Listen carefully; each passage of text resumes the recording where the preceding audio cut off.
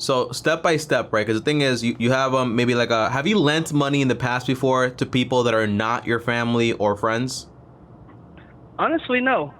Okay, so it gets a little bit more complicated and a little bit more tricky because you kind of know your family, you know how good they are at paying, and you know how it Right. works. However, with an individual, it's more like you have to find out who that person actually is. So for example, a small scale way to actually do this is just through promissory notes. So a promissory note is basically a legally binding contract between you and this individual saying, hey, I'm going to lend you this money and you promise to pay me this money back. You can have ones that are collateralized and ones that have no collateral. Meaning, for example, one can say, hey, if you don't pay me back, I got to keep your car.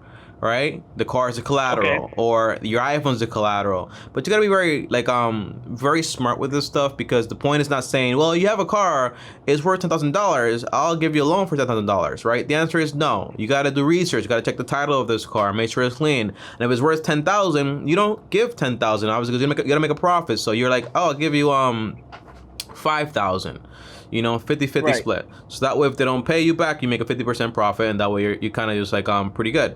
But the bad thing is the collecting part. But not to confuse you though, step by step, you get promissory notes, basically legally binding contracts. You can get those documents and templates on Google. So you go to Google, type in promissory notes, ones that are collateralized or ones that are not collateralized. You can find a template. The cool thing is, a lot of these websites that have templates show you the template first and then tell you, hey, do you want to pay for this stuff? If you don't want to pay for it, you can just basically copy and paste everything in that document and then just paste it over Right. to Word, and then boom, you have it there and you didn't pay for it. Don't say I said that, but that's how you can do it. I got you. And then what you can do next is, once you find an individual, you can say, hey, this is the contract. You want to collect some very basic information that is very, very personal. Meaning, what is your legal name? What is the number on your license? What is your social security number? All these things, also your address. This way people can actually know that you're actually serious. Now, it's very important you get at least 2 to 3 forms of address, okay? Because some people have like an address in their license.